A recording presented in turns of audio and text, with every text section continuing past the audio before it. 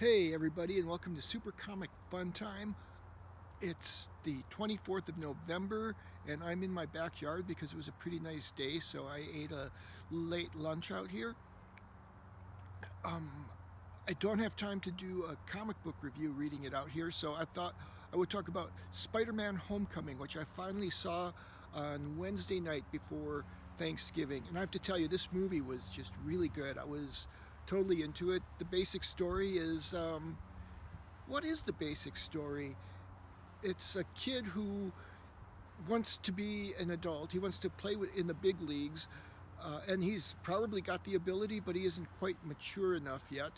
And this big bad guy is in town, and he tries to take him down and gets in trouble.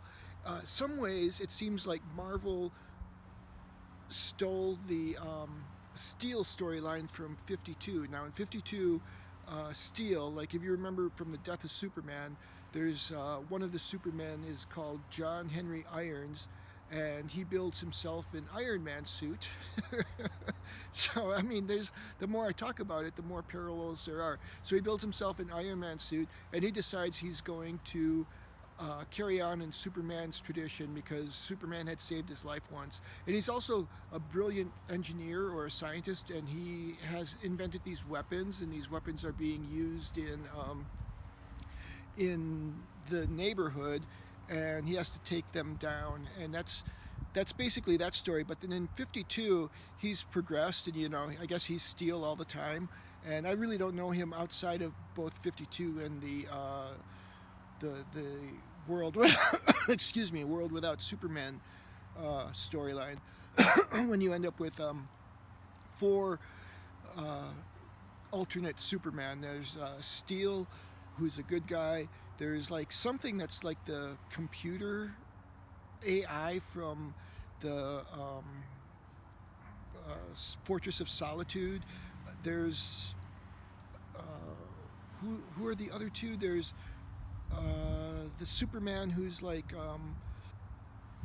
a part cyborg, and I forget. There's a fourth one in there, but obviously not too memorable if I can't remember it. Anyways, in 52, he's got this niece who he makes a set of armor for, and she's kind of like Peter Parker in here. She just wants to be out there, but she's careless. And so he decides, just like in this movie, Iron Man decides to take away Spider-Man's suit. He goes, if you're nothing without the suit, then maybe you shouldn't have it. And that's pretty much what John Henry Irons says to his niece, whose name I can't remember. But then she gets in a much worse situation. Is Lex Luthor is trying to create a pill that will activate people with a meta gene, and he's hoping to. The whole story is he wants to be like have superpowers because he can't really stand Superman because Superman is better than him, stronger than him, and so he creates these kids. Like certain people will react well to this treatment, but then he also has the power to turn it off seemingly, and so like you have superheroes like these kids falling from the sky, like they they, they become more like celebrity culture. Anyways, I'm getting off the track. It just seemed like that was the basic storyline of Spider-Man Homecoming. Tony Stark being the mentor, but Tony Stark is like he's both. I guess benign neglect would be this. He's kind of neglectful, but he has given Peter Happy Hogan's phone number, and I guess he's keeping track of him too.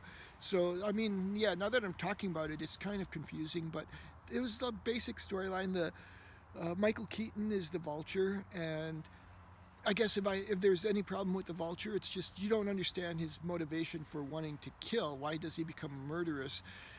If it's the tech that's doing it, see, he's like a guy who's got a contract with the city to clean up after the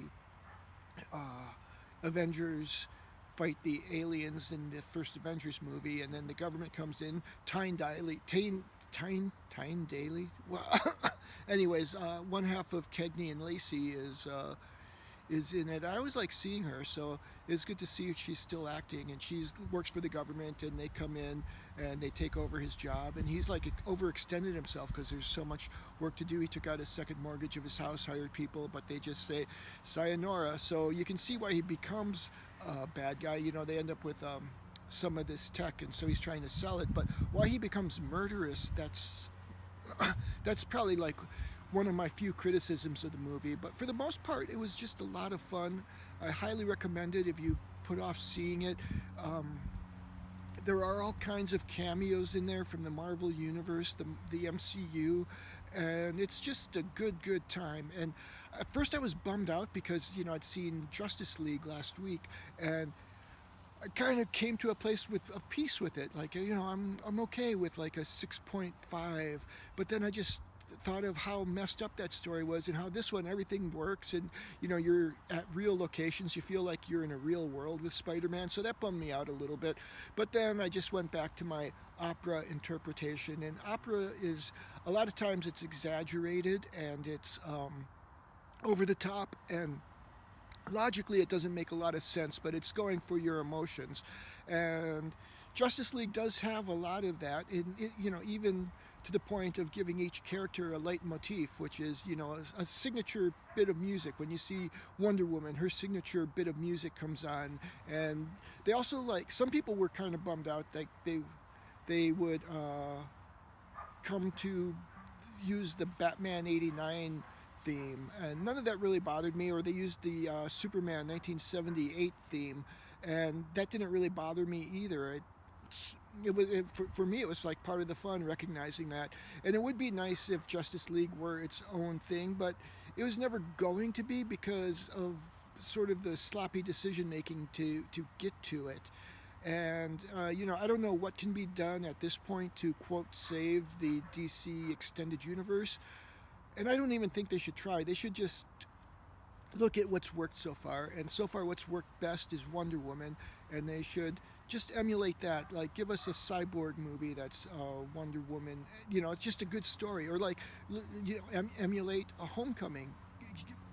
Give the characters some room to breathe. Yes, we know who they are, and we don't necessarily need the origin story told over and over again.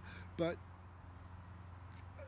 and you know, that's also my problem with Doctor Strange. It's like we didn't need the origin story. He's just like, throw us into the magic. Don't be afraid of the magical elements of the Marvel universe. We've already got Thor flying around, and we're told, I think there's like some reference that it's just basically extended magic, or I mean extended science, like science beyond what we understand is all the magic of the gods is.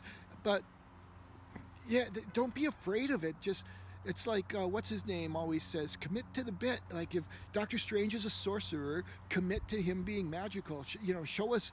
And while they did good with, I guess, the weird landscape, I want to say I can't remember the name of the movie right now. It happens all the time on video. I just get a brain slip. Inception. Yeah, you know, I don't think that was necessarily the right move because it was more kind of mechanical.